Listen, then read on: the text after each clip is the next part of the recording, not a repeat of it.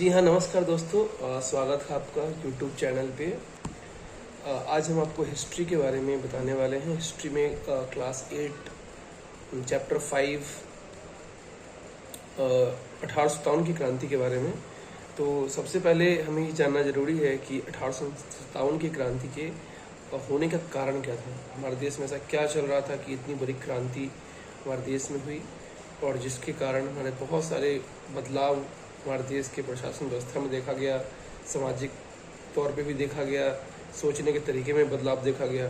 तो इसके बारे में हम जानते हैं, और फिर हम एनसीईआरटी बुक का रेफरेंस लेंगे। इसके लिए जो भी कंटेंट होगा हम एनसीईआरटी से पिक करेंगे, ताकि उसको जानने और समझने में आपको ईजी हो जाए, और एक अप टू द स्टैंडर्ड जो भी बताया गया है उन चीज़ों के बारे में हम डिस्कस करेंगे।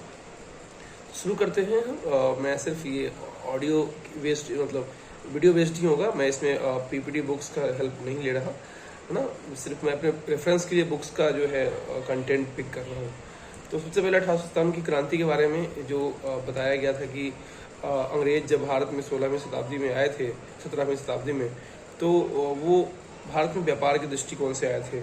उनका पर्पस था कि वो व्यापार करें, प्रॉफिट कमाएं, और धीरे धीरे जब वो यहाँ पे व्यापार करने के जब यहाँ पे उन्होंने रुके तो उन्होंने जो सामाजिक और प्रशासनिक व्यवस्था देखा तो उन्हें ये लगा कि यहाँ पे लोग आपस में एक दूसरे से काफ़ी मतभेद है।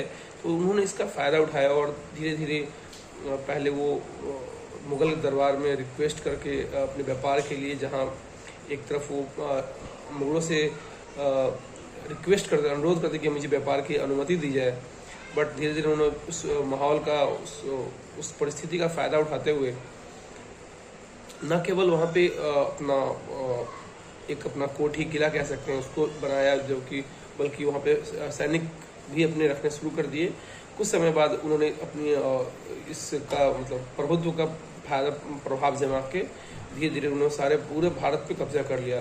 बहुत सारे युद्ध लड़ने पड़े, युद्ध लड़ाई की, क्योंकि उनके पास अस्त्र शस्त्र बहुत आधुनिक थे, जिसका प्रयोग करके वो पुराने जो अस्त्र शस्त्र उनसे बहुत ईजिली वो जीत भी जाते थे। और साथ में उन्होंने मतभेदों का बहुत फ़ायदा उठाया, एक दूसरे के मतभेद का फ़ायदा, एक दूसरे से सहायता करके उसको हरा के फिर उसके साथ फिर कब्जा कर लेने का चल रहा था। तो जब कब्जा हो गया तो अब ये व्यापार से शासन की व्यवस्था को देखना शुरू कर दिया कि भाई अब यहाँ से हमें टैक्स कलेक्ट करना है, आर्थिक शोषण करना स्टार्ट कर दिया। आर्थिक शोषण की वजह से बहुत सारी चीज़ें भारत के सामाजिक दृष्टिकोण से पड़ी थी। तो उन चीज़ों के बारे में, कारण के बारे में हम समझेंगे कि किन किन कारणों से 1857 की क्रांति हुई। तो सबसे पहले हम देखेंगे कि जो हमारे यहाँ सबसे शासक वर्ग था, उस समय के जो शासक वर्ग थे, उनसे उनकी सत्ता छीन ली गई। सबसे पहले तो बहुत सारे शासक, जैसे हम बात करेंगे झांसी की रानी लक्ष्मीबाई की। पहले तो उनसे उनकी जो मांग थी कि भाई उनका दत्तक पुत्र था, एक्चुअली उनका अपना बेटा नहीं था, तो उन्होंने जो गोद लिया था पुत्र, उसको अंग्रेज क्या करते थे कि मान्यता नहीं प्रदान कर रहे थे कि भाई आपका जो बेटा खुद का वंशज नहीं है, तो हम इसको मान्यता प्रदान नहीं करेंगे। तो रानी लक्ष्मीबाई को ये कहा कि भाई आपका जो शासन व्यवस्था है यहीं पे आप तक ही रहेगा, उसके बाद आपके पुत्र को राजा नहीं बनाया जाएगा। दूसरा था कि पेशवा बाजीराव द्वितीय के जो पुत्र थे राणा साहब, उनकी एक डिमांड थी कि भाई जो हमारे पिताजी को पेंशन मिलता है वो हमें पेंशन मिलना चाहिए। उसके बट अंग्रेज अपने क्या बोलते हैं शक्ति की वजह से और श्रेष्ठता की वजह से उन्होंने उनकी एक बात भी ना मानी, और उन्होंने बोला कि इसे बंद कर दिया जाएगा। तीसरा तो अवध के ऊपर एक हम जानते हैं कि सहायक संधि थोपी गई थी 1801 ईस्वी में, जो कि हम कह सकते हैं कि अवध जो रियासत थी वो अंग्रेजों के हिसाब से काम कर रही थी, बट उनके हिसाब से काम करने के बावजूद उन्होंने ये कह के उसको अपने आप में मिला लिया कि अवध की शासन व्यवस्था सही सुचारू ढंग से नहीं चल रहा है। और 1856 में जो गवर्नर थे जनरल लॉर्ड कैनिंग थे, उन्होंने अवध को अपने अंग्रेज के कब्जे में ले लिया और उस पर शासन व्यवस्था कम्प्लीटली अंग्रेजों का कायम कर दिया। उसके बाद जो सबसे मुख्य कह सकते हैं कि जो दिल्ली के बहादुर शाह जफर थे, जो मतलब उस टाइम के मुगल के अंतिम बादशाह थे, उन्हें ये बोला गया कि भाई बहादुर शाह जफर जी के बाद यहाँ पे इनकी जो फैमिली रहती है, जो लाल किला में जो 200 साल से रह रही है वहाँ पे, उनको ये किला खाली करके दिल्ली के बाहर अपना घर जो भी है अपना व्यवस्था देखना पड़ेगा। लाल किला अंग्रेजों की संपत्ति हो जाएगी और वहाँ पे हम अपना काज करेंगे। और ये भी उन्हें ये भी कहा गया कि मुग़ल वंशज के बाद जो बहादुर शाह जफर हैं उनके बाद कोई भी मुग़ल वंशज बादशाह नहीं कहलाएगा, और जो भी होंगे उनके बच्चे उसको राजकुमार या राजकुमार की मान्यता को सिर्फ देंगे। और ये काम किसी कैनिंग ने किया था। उसके बाद ये तो थे कि जो नवाबों से सत्ता छीन ली थी, उसके ये 3-4 जो एग्जाम्पल्स थे ये उनके थे। उसके बाद सिपाही, और एक पॉइंट था सिपाही और किसान और सिपाही। तो किसानों की आर्थिक दुर्दशा तो उन्होंने शुरू से ही कर रखी थी, जो भी है टैक्स का लगान भारी भरकम लगान दे के उनका शोषण किया जाता था। उनके पास जो पुश्तैनी ज़मीन थी वो लगान चुकाने के कारण हुए अपने पहले ज़मीन को गिरवी रखते थे, फिर उसके ब्याज बहुत ज़्यादा होने की वजह से वो ज़मीन से भी हाथ धो देते, ज़मीन भी चली जाती थी। तो इस तरह से किसान की हालत बहुत ख़राब थी उस समय, और किसान भी बहुत अंग्रेज़ों के प्रशासनिक व्यवस्था से बहुत दुखी थे। बात करें सिपाहियों की, तो सिपाही भी अंग्रेजों के शासन व्यवस्था से बहुत दुखी थे। कारण 2-3 था। एक तो भत्ता उनका जो था जो सैलरी कह सकते हैं, वेतन भत्ता, और उनका जो व्यवस्था था, सेवा शर्तें थी, वो उन्हें बहुत परेशान करती थी, क्योंकि बहुत डिफरेंस, बहुत भेदभाव था अंग्रेजों और भारतीय सेनाओं के बीच में। तो उनके मन में ये हमेशा वो चलता था कि हमें कम मिल रहा है, उन्हें ज़्यादा मिल रहा है, उनका रहन सहन या बाकी सारी व्यवस्था में बहुत अंतर था। उसके अलावा उनके धार्मिक भावना को ठेस पहुंचने वाली बातें थी। जैसे भारत में उस समय की जो मानता थी कि समुद्र पार करना, सेनाओं की ये मानता थी कि वो समुद्र पार नहीं करते हैं। समुद्र पार करने से उनका धर्म भ्रष्ट हो जाता है ना, धर्म और जाति दोनों भ्रष्ट हो जाते हैं। तो वो लोग समुद्र पार करना नहीं चाहते थे। और 1824 की बात है, जब म्यांमार अंग्रेजी सेना समुद्री रास्ते से भेजने के लिए बोला जा रहा था भारतीय सेना को, तो उन्होंने मना कर दिया कि जी हम समुद्र पार करके नहीं जाएंगे। हाँ, आप सड़क मार्ग से भेजना चाहें तो हम जाएंगे, इसमें कोई आपत्ति नहीं है।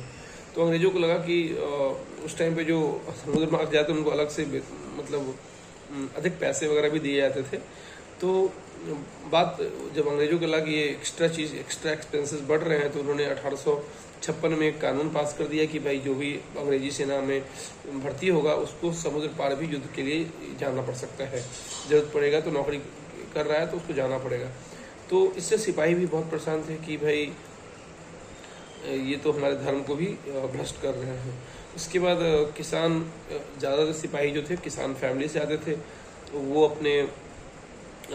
वो किसानों की हालत देख के खुद अपने आप को उस पीड़े के मतलब वैसा फील करते थे कि भाई ये दिक्कत हमारे घर परिवार में, तो हमें भी ऐसा अनुभव हो रहा है। उसके बाद देखते हैं कि सुधारों की, उसका जो मुख्य वजह कह सकते हैं कि जो सामाजिक सुधार की प्रक्रिया अंग्रेजों ने भारत में लागू किया, उससे भी भारतीय समाज में बहुत अंग्रेजों के प्रति आक्रोश था। जैसे कि कह सकते हैं कि सती प्रथा का अंत कर दिया 1853 के आसपास में, अंग्रेजों ने सती प्रथा का अंत कर दिया। उसके बाद विधवा पुनर्विवाह को प्रोत्साहित किया कि भाई विधवाओं की शादी दोबारा से की जाए, जो कि इन चीज़ों से भारतीय समाज में वो लगता है कि हमारे सामाजिक जो रीति रिवाज है उसमें अंग्रेज खलन डाल रहे हैं, अपने व्यवधान उत्पन्न कर रहे हैं। उसके बाद उन्होंने अंग्रेजी भाषा को बहुत ज़्यादा प्रोत्साहित किया। वो अंग्रेजी भाषा को प्रमोट करना चाहते थे भारत में, कि कैसे भी अंग्रेजी भाषा का विकास किया जाए। उसके बाद जो था ईसाई मिशनरियों की बात करें, तो ईसाई मिशनरी को खुली छूट दे दी कि आप भारत में ईसाई धर्म का प्रचार प्रसार करें। और उसमें उन्होंने कानूनी संशोधन भी कर दिया कि भाई जो भी ईसाई धर्म अपनाएगा उससे वंशागत जो संपत्ति हैं पुरखों की, वो जैसे है वैसे ही बना रहेगा। तो इस तरह की बदलाव से उन्हें ये लगने लगा कि अंग्रेज हमारे जो सामाजिक रीति रिवाज है वो नष्ट कर रहे हैं। इस तरह से समाज में जो बदलाव हो रहे थे, इस तरह समाज में जो अंग्रेज सुधार करने की कोशिश कर रहे थे, वो उस समय सामाजिक परिप्रेक्ष्य में उन्हें गलत नहीं लग रहा कि हमारे खिलाफ ही काम कर रहे हैं। अमूमन आज के समय में कहेंगे तो वो बहुत सारे सुधार भारत के हितकारी भी हुए, बट उस समय जो व्यवस्था थी, जो सामाजिक परिप्रेक्ष्य था, उसके हिसाब से वो चीज़ें बहुत प्रतिकूल नज़र आ रही थी। इन सारे कारणों की वजह से एक जनाक्रोश समाज के अंदर प्रशासन के विरुद्ध, अंग्रेजों के खिलाफ, मतलब ब्रिटिश क्या बोलते हैं, ईस्ट इंडिया कंपनी के खिलाफ बहुत ज़्यादा आक्रोश का भावना हो गया था। उसके बाद हम देखेंगे, जो तात्कालिक कारण के रूप में देखेंगे तो सैनिक विद्रोह कह सकते हैं, नहीं तात्कालिक कारण सैनिक विद्रोह ही था। सैनिक विद्रोह के बारे में कहा जाता है कि देखिए, उस समय में राजाओं और प्रजा के बीच में मतभेद कोई नई बात नहीं थी, ये होते रहते थे। जहाँ भी पावर और उसका है तो वहाँ पे ये दिक्कत आती थी कि भाई शासक और प्रजा के बीच में संघर्ष होता रहता था। बट इतने इस लेवल पे संघर्ष पहुँच जाएगा, ये बहुत नहीं एक्सपेक्टेशन था कि भाई इस तरह से वो वहाँ पे पहुँच जाएगा। और 1857 की क्रांति तक, मतलब 100 साल हो गए थे। 1757 प्लासी के युद्ध के बाद अंग्रेज अपना मतलब कि भारत में विस्तार कर रहे थे, तो इतने बड़े लेवल का विद्रोह उन्होंने नहीं सामना किया था। उन्हें लगता था कि ठीक है, ये विद्रोह है और ये दब जाएगा, और फिर जैसे नॉर्मल विद्रोह हो रहे थे, अंग्रेजों से दबा दे रहे थे, तो वैसी दिक्कत मतलब कि नहीं आनी चाहिए। अब चलते हैं कि भाई ये विद्रोह, सैनिक का विद्रोह का बहुत इंटरेस्टिंग फेज आ गया। उसके बाद कि भाई सैनिकों में ऐसा क्या हो गया कि वो पूरे प्रशासन को बदल देना चाहते थे, पूरी सत्ता पक्ष को उठा के उखाड़ फेंकना चाहते थे।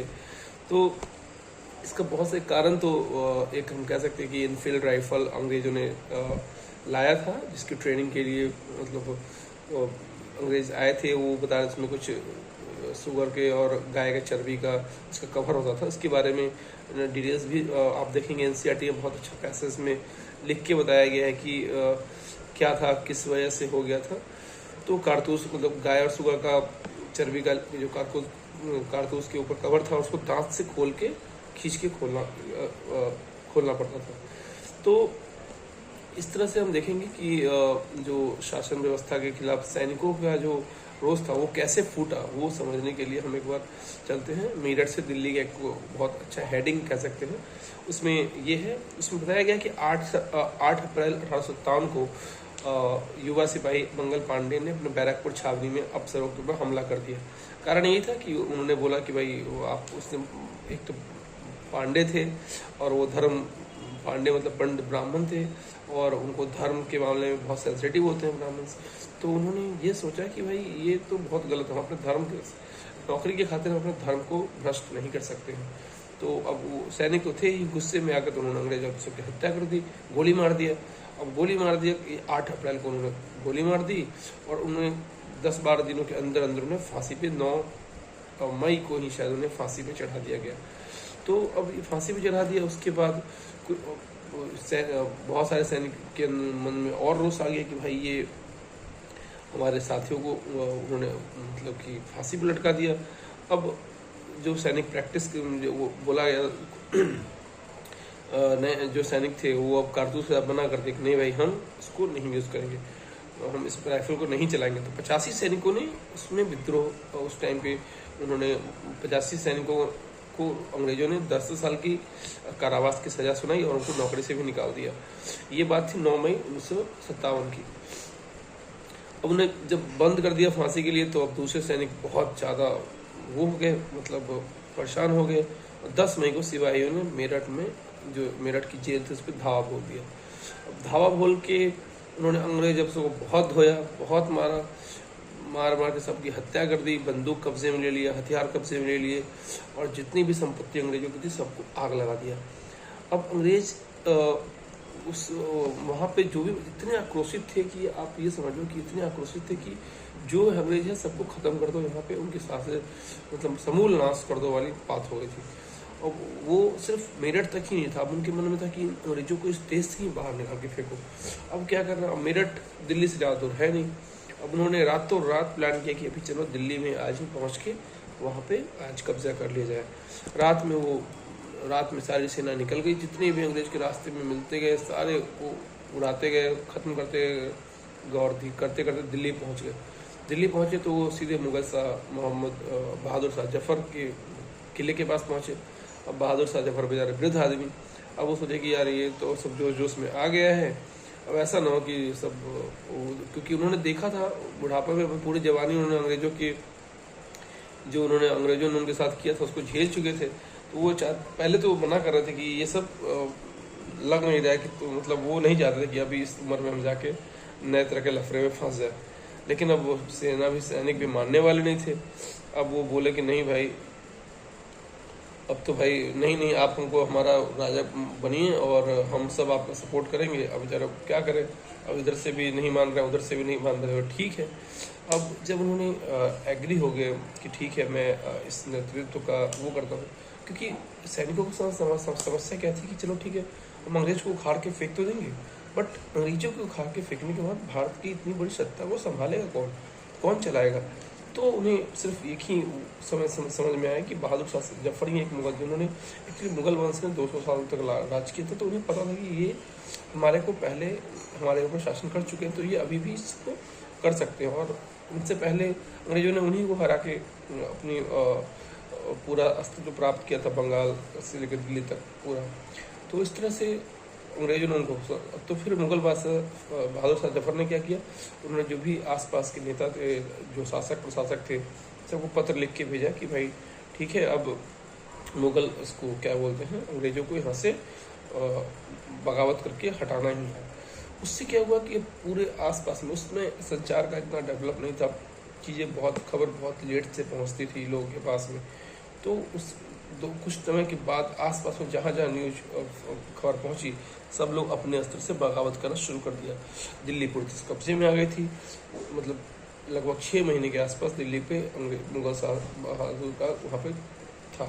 लेकिन दिल्ली के बाद कानपुर में भी लोगों ने बगावत कर दी। झांसी की रानी लक्ष्मीबाई ने बगावत कर दी, नाना साहब ने कर दिया, बिहार में भी वीर कुंवर सिंह ने कर दिया। बट एक ये विद्रोह हर जगह हर क्षेत्र में फैलता गया, बट उसका ये था कि एक साथ नहीं हो पाया। तो मैं एक बार इस पैसेज को बहुत 5 मिनट समय लेके इसको रीड करते हैं एनसीईआरटी के पैसेज से, ताकि ये चीज़ क्लियर हो सके कि क्या एक्चुअली हुआ क्या था, इसमें एनसीईआरटी क्या कहता है।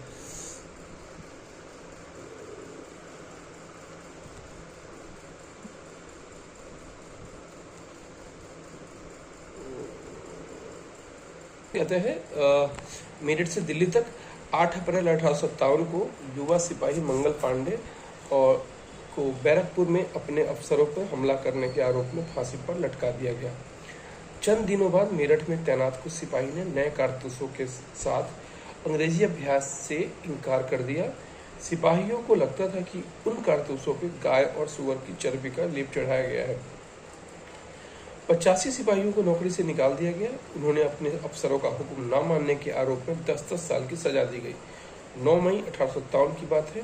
मेरठ में तैनात दूसरे भारतीय सिपाही की प्रतिक्रिया बहुत जबरदस्त रही। 10 मई को सिपाहियों ने मेरठ की जेल में धावा बोल के वहां बंद सिपाहियों को आज़ाद करा दिया। उन्होंने अंग्रेजी अफसरों पर हमला करके उन्हें मार गिराया।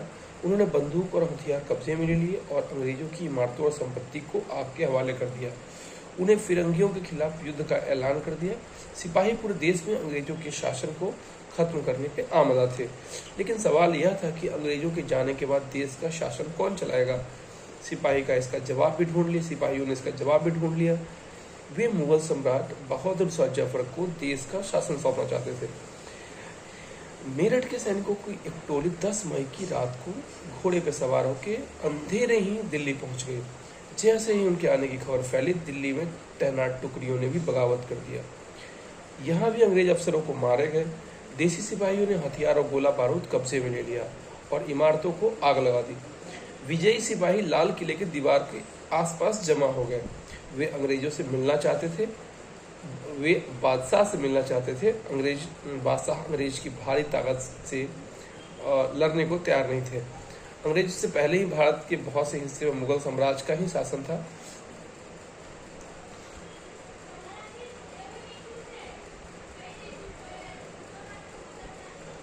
ज्यादातर छोटे शासक और राजवाड़े मुगल साम्राज्य के नाम पे ही अपने इलाके का शासन चलाते थे। ब्रिटिश शासन के विस्तार से भयभीत ऐसे बहुत सारे शासकों को लगता था अगर मुगल सम्राट बादशाह दोबारा शासन स्थापित कर ले तो मुगल अधिपत्य में दोबारा उनके इलाके का शासन बेफिक्र होकर चलने लगेगा। अंग्रेजों को इन घटनाओं की उम्मीद नहीं थी। उन्हें लगता था कि कारतूस के मुद्दे पर पैदा हुई उथल पुथल कुछ समय में शांत हो जाएगी, लेकिन जब बहादुर शाह जफर ने बगावत को अपना समर्थन दे दिया तो स्थिति रातों रात बदल गई। कांग्रेस अक्सर ऐसा होता था कि जब लोगों को कोई रास्ता दिखाई देने लगता था तो उनका उत्साह और साहस बढ़ जाता था। इससे आगे बढ़ने की उम्मीद, हिम्मत और आत्मविश्वास मिलता था। बगावत फैलने लगी। इसके बाद जो टॉपिक उसमें बहुत अच्छे से उन्होंने दिया है कि जब दिल्ली में अंग्रेजों के पैर उखड़ गए तो लगभग एक हफ्ते तक कहीं कोई विद्रोह नहीं हुआ। जाहिर है खबर फैलने में भी कुछ समय तो लगना ही था, लेकिन जब भी विद्रोह का सिलसिला शुरू हुआ एक के बाद एक रेजिमेंट में सिपाहियों का विद्रोह कर दिया और वे कानपुर, दिल्ली, लखनऊ जैसे मुख्य बिंदुओं पर दूसरी टुकड़ियों का साथ देने को निकल पड़े। उन्होंने देखा देखी कस्बों और गांवों में भी बगावत के रास्ते पर चलने लगे। वे स्थानीय नेताओं, जमींदार और मुगल मुखियाओं के पीछे संगठित हो गए। ये लोग अपनी सत्ता स्थापित करने और अंग्रेजों से लोहा लेने के तैयार थे। स्वर्गीय पेशवा बाजीराव के दत्तक पुत्र नाना साहब कानपुर के पास रहते थे। उन्होंने सेना इकट्ठा की और ब्रिटिश सैनिकों को शहर से बाहर खदेड़ दिया। उन्हें खुद को पेशवा घोषित कर दिया। उन्होंने ऐलान किया कि बहादुर शाह जफर के तहत गवर्नर है। लखनऊ की गद्दी से हटाए गए नवाब वाजिद अली शाह के बेटे बर्जिस कद्र को नया नवाब घोषित कर दिया गया। बर्जिस कद्र ने भी बहादुर शाह जफर को अपना बादशाह मान लिया। उन्होंने अपनी मां हजरत महल ने अंग्रेजों के खिलाफ आंदोलन को बढ़ावा देने में बढ़ चढ़ के हिस्सा लिया। झांसी में लक्ष्मीबाई को विद्रोही सिपाहियों के साथ जा मिली। उन्होंने नाना साहब के सेनापति तात्या टोपे के साथ मिलकर अंग्रेजों को भारी चुनौती दी। मध्य प्रदेश के मांडला क्षेत्र में राजगढ़ की रानी अवंतिका बाई लोधी ने 4000 सैनिकों की फौज तैयार की और अंग्रेजों के खिलाफ उनका नेतृत्व किया, क्योंकि ब्रिटिश शासन ने उनके राज्य के प्रशासन पर नियंत्रण कर लिया था। विरोधी टुकड़ियों के सामने अंग्रेज की संख्या बहुत कम थी और बहुत सारे मोर्चे पे उनकी जबरदस्त हार हुई। मतलब अंग्रेजों को तो धो दिया था उस टाइम पे, जितने भी कानपुर में हो, अवध में हो, उसके अलावा जो अभी हमने बताया अवंतीबाई लोधी, उन्होंने क्या किया था, झांसी की रानी, अंग्रेजों के दांत खट्टे करने वाली बात हुई तो पूरे खट्टे कर दिए। इतना धोया था अंग्रेजों को 1897 में कि अंग्रेज अब सोचे कि क्या करें, मतलब समझ नहीं आ रहा था। वो लेटर वेटर लिख के भेज रहे थे कि भाई हमें बचा लो वरना हमें तो सारे कुल खानदान समझ यही जो लुटिया डूबो देंगे हमारे। इनसे लोगों को यकीन हो गया था कि अब अंग्रेजों का शासन खत्म हो चुका है। अब लोगों को विद्रोह में कूद पड़ने का गहरा आत्मविश्वास मिल गया। अब लोग के पास फुल कॉन्फिडेंस था कि अब तो अंग्रेज को भाई साहब यहाँ चट कर दिया हमने, इतना मारा सबको। खास तौर पे अवध के इलाके में चौतरफा बगावत की स्थिति थी। 6 अगस्त 1857 को लेफ्टिनेंट कर्नल टाइटलर ने अपने कमांडर इन चीफ को टेलीग्राम भेजा। वो क्या लिखता है टेलीग्राम में, बहुत इंटरेस्टिंग है, देखते हैं। जिसमें उसने अंग्रेजों के भय को व्यक्त किया। जब डर के तो कांप रहा था वो कि भाई क्या करें, कैसे कैसे लिख के भेजा वो।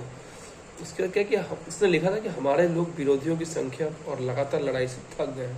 वे थक गए हैं, प्राण की भीख मांग रहे हैं, ऐसी हालत हो गई थी। एक एक गांव हमारे खिलाफ है। उनको पता था, उन्होंने ऐसा शोषण ही इतना किया था कि लोग अपने आक्रोश, मतलब एक एक झापड़े मारेंगे तो सबकी हालत खराब हो गई थी, इतना मारा था लोगों को। जमींदार भी हमारे खिलाफ खड़े हैं। मतलब अंग्रेजों को लगा कि जमींदार, किसान, राजा, प्रशासन सब हमारे खिलाफ है। इस दौरान बहुत सारे महत्वपूर्ण नेता सामने आए, जो जितने भी बेचारे जिनको दबा दिया था अंग्रेजों ने, सारे महत्वपूर्ण नेता सामने आए। उदाहरण के लिए देखते हैं फैजाबाद में मौलवी महमूदुल्लाह शाह, फैजाबाद में मौलवी महमूदुल्लाह शाह ने भविष्यवाणी कर दी कि अंग्रेजों का शासन जल्द ही खत्म होने वाला है। वे समझ चुके थे कि जनता क्या चाहती है। इसी आधार पे उन्होंने अपने समर्थक की एक विशाल संख्या जुटा ली। अपने समर्थकों के साथ वे भी अंग्रेजों से लड़ने लखनऊ जा पहुंचे। दिल्ली में अंग्रेजों का सफाया करने के लिए बहुत सारे गाजी यानी धर्म योद्धा इकट्ठा हो गए। बरेली के सिपाही वक्त खान ने लड़ाकों की एक विशाल टुकड़ी के साथ दिल्ली की ओर कूच किया। वह इस बगावत में एक मुख्य व्यक्ति साबित हुए। मतलब हम देख रहे हैं कि बहुत जो नाम सुने, मौलवी अहमदुल्ला शाह हो गए, उसके बाद गाजी योद्धा में कौन थे, जैसे बरेली में वक्त खान हो गया। तो उन्होंने क्या किया कि सब सैनिकों को इकट्ठा किया और दिल्ली की तरफ कूच कर गए। वह इस बगावत में एक मुख्य व्यक्ति साबित हुए। बिहार के एक पुराने जमींदार बाबू कुंवर सिंह, उन्होंने क्या किया, अंग्रेजों को मार मार के भगा दिया, उनको हमारा जमींदारी छीन लिया, हमारा घर छीन लिए थे। तो बताते हैं अभी हम क्या कर सकते हैं। कुंवर सिंह ने भी विद्रोही सिपाहियों का साथ दिया और महीनों तक अंग्रेजों से लड़ाई लड़ी। तमाम इलाके के नेता और लड़ाके इस युद्ध में हिस्सा ले रहे थे।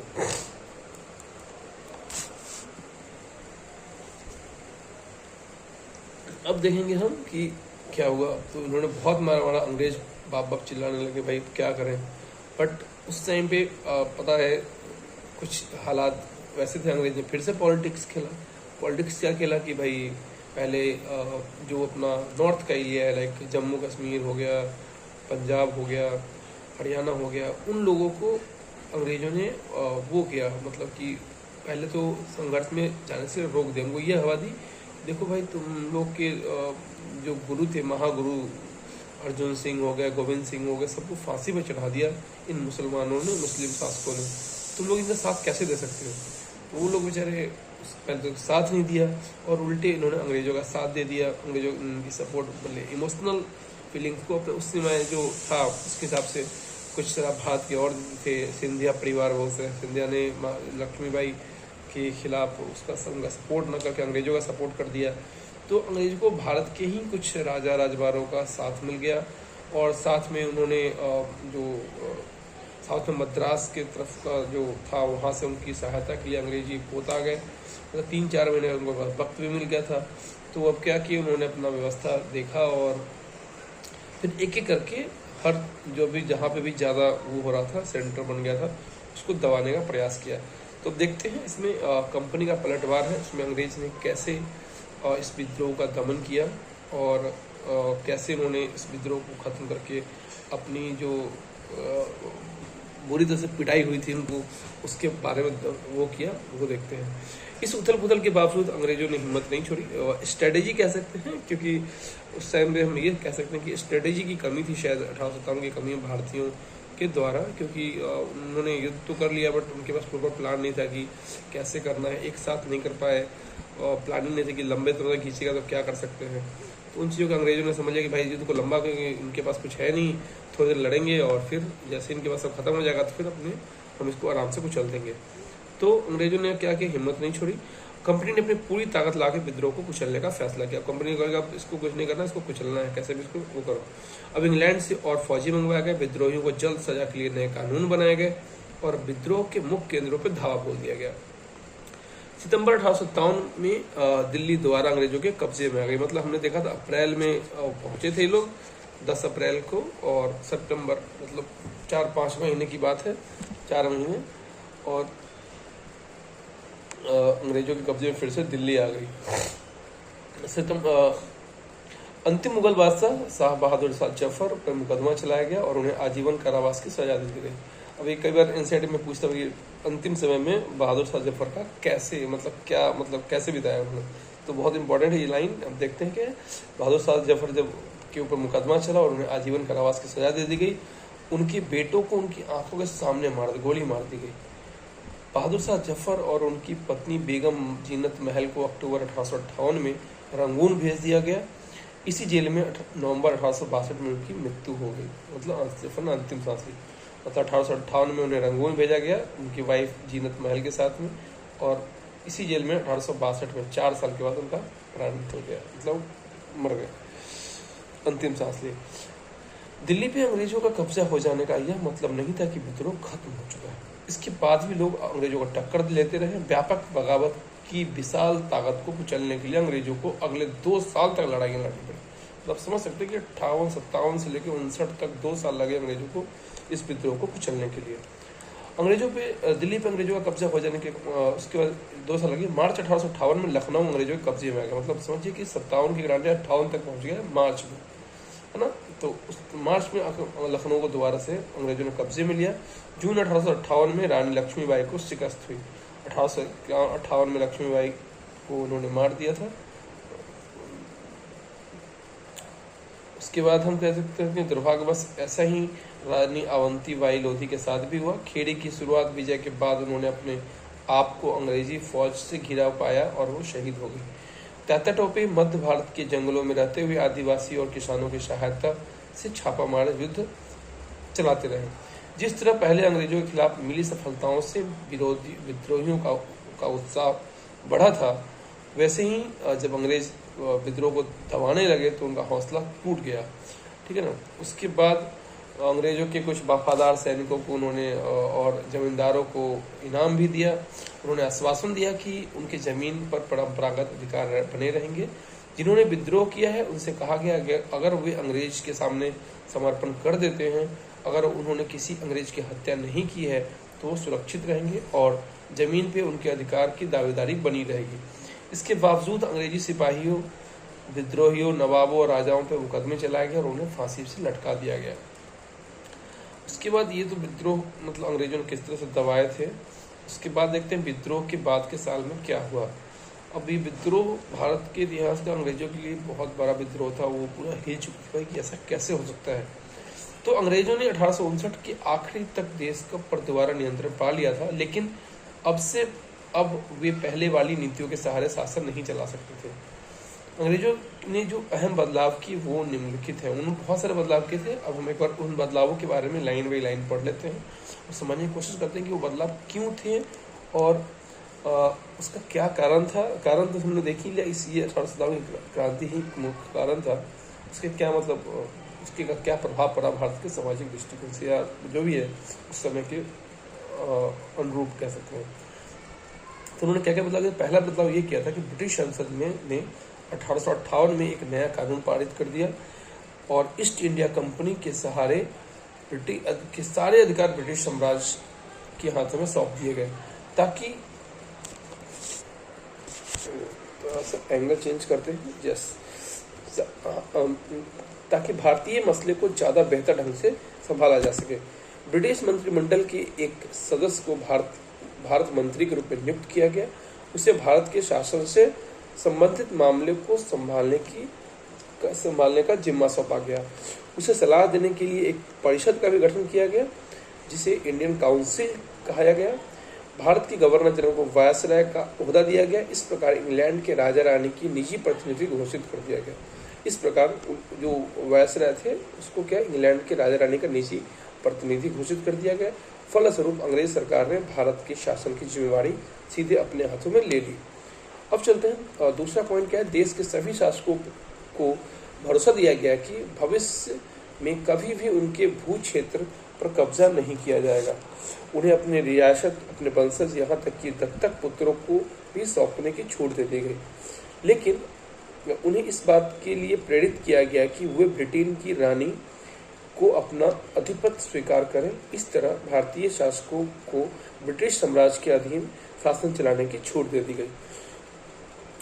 सेना में भारतीय सिपाही का अनुपात कम करने और यूरोपीय सिपाहियों की संख्या बढ़ाने का फैसला लिया गया, क्योंकि उन्होंने देखा पहले एक ब्रिटिश पे 5 सैनिक रहते थे और उन्होंने 1 पे 2 कर दिया, है ना। अवध, बिहार, मध्य भारत और दक्षिण भारत के से सिपाही की भर्ती करने के बजाय गोरखा, सिखों और पठानों से ज़्यादा सिपाही की भर्ती की जाएगी। मुसलमानों को जमीन और संपत्ति बड़े पैमाने पर जब्त की गई। उन्हें संदेह और शत्रुता के भाव से देखा जाने लगा। अंग्रेज को लगता था कि विद्रोह उन्होंने ही खड़ा किया है। और इसके बाद पांचवा कह सकते हैं कि अंग्रेजों ने फैसला किया कि भारत के लोगों के धर्म और सामाजिक रीति रिवाज में कोई हस्तक्षेप नहीं करेंगे और उनका सम्मान करेंगे। भूस्वामी और जमींदारों की रक्षा करने तथा जमीनों पर उनके अधिकार को स्थायित्व देने के लिए नीतियां बनाएंगी। इस प्रकार 1857 के बाद इतिहास का नया चरण शुरू होता है। मतलब हमने देखा कि 1857 में एक क्या मतलब इस क्रांति ने भारत के शासन व्यवस्था में बहुत बड़ा बदलाव कर सकते हैं। पहले एक कंपनी भारत के ऊपर शासन करती थी, उसमें कोई ऐसा लॉ एंड ऑर्डर की पहले विशेष बात, उनको अपना से प्रॉफिट देखना था। वैसे शोषण तो अंग्रेजों के शासन के बाद भी हुआ, बट वो मतलब उन्होंने अंग्रेज से काफ़ी भय के वातावरण में जीने लगा कि ये तो इतना बड़ा विद्रोह हो गया, हमें पता भी नहीं चला। और ये इस लेवल पे हो गया, तो मतलब उन्हें तो डरा कि अमेरिका की तरह ही कांड न हो जाए, अमेरिका से हमें भगा दिया गया, यहाँ से भी ना भगा दिया जाए। तो इस तरह 1857 की क्रांति में मतलब कि पूरे अंग्रेजी शासन व्यवस्था को अपने तरीके पे सोचने के लिए वो किया। भारत के लोगों को भी ये एहसास हुआ कि अंग्रेज के बारे में जब सोचते थे 100 सालों से कि अंग्रेज अपराजित रहने वाले हैं, वो ऐसा कुछ नहीं है। इनको थोड़ा सा मतलब ऑर्गेनाइज वे में हम प्लान वे में करें इनके विद्रोह को तो उन्हें हराया जा सकता है। अब ये वो वाली बात नहीं रह गई। तो भारतीयों के अंदर भी अब देश प्रेम वो भी बहुत सारी चीज़ें बदलने लगी। तो हम देखेंगे कि इसके बाद क्या प्रभाव पड़ा हमारे 1857 के से लेकर 1947 मतलब 90 सालों में भारत में ऐसी क्या व्यवस्थाएं हुई, क्या परिवर्तन हुआ, जो हम जाके फिर आज़ादी के लिए आज़ादी पा सके। तो हमारी स्वतंत्रता की जो लड़ाई की शुरुआत कर सकते हैं 1857 की क्रांति से, हम इसको रिलेट कर सकते हैं कि हमारी शुरुआत वहीं से हुआ था। इसका ये बहुत एक अच्छा याद आया मुझे कि बी.आर. सावरकर ने कहा था कि 1857 की जो क्रांति है भारत की प्रथम स्वतंत्रता क्रांति है। मतलब उस टाइम के इतिहासकारों ने इसे एक्सेप्ट करने से जो क्योंकि 1857 की क्रांति लिखने के समय मोस्टली अंग्रेजी इतिहासकारों ने अंग्रेजी पक्षों को ज़्यादा अच्छे ढंग से प्रस्तुत किया है। भारत के इस विद्रोह को सिर्फ एक मामूली सैनिक विद्रोह के रूप में ही प्रस्तुत किया है, जबकि जो भारतीय इतिहासकार ने जब इतिहास लेखन की शुरुआत हुई तो उन्होंने इसे बहुत बड़ा विद्रोह बताया, और न केवल एक विद्रोह था जबकि बहुत सारे इसके प्रभाव थे, कारण थे, उसके विस्तृत व्याख्या की। तो वी.डी. सावरकर जी थे जिन्होंने ये बताया था कि ये भारत की प्रथम स्वतंत्रता की लड़ाई कह सकते हैं या क्रांति कह सकते हैं। तो इस तरह हमने आज देखा 1857 की क्रांति के बारे में। आशा करता हूँ कि आपको मेरे ये वीडियोस पसंद आए होंगे। यदि आपको अच्छा लग रहा है तो लाइक कीजिए और हमारे चैनल को सब्सक्राइब कीजिए। मैं आपके लिए NCERT के चैप्टर वाइज क्लास 8, 9, 10, 11 जितना भी हो पाएगा मैं कोशिश करूँगा सारे वीडियो उपलब्ध कराऊँ, जिसमें आप NCERT अभी तो मैंने इसमें जो PDF आता है वो मैंने आपको नहीं प्रेजेंट किया है, बट जब भी मैं नेक्स्ट रिकॉर्डिंग करूँगा तो उसमें आपको PDF के साथ में आपको लाइन बाई लाइन, ताकि आपको पढ़ने का यदि आपको समय नहीं मिलता कि बुक्स पढ़ पाए तो आप इस माध्यम से एक बार बुक के लाइन बाई लाइन चीज़ों को रिव्यू कर पाएंगे और इसको अपने हिसाब से भी सीख पाएंगे और मैनेज कर पाएंगे। थैंक यू फॉर वॉचिंग और आप नमस्कार।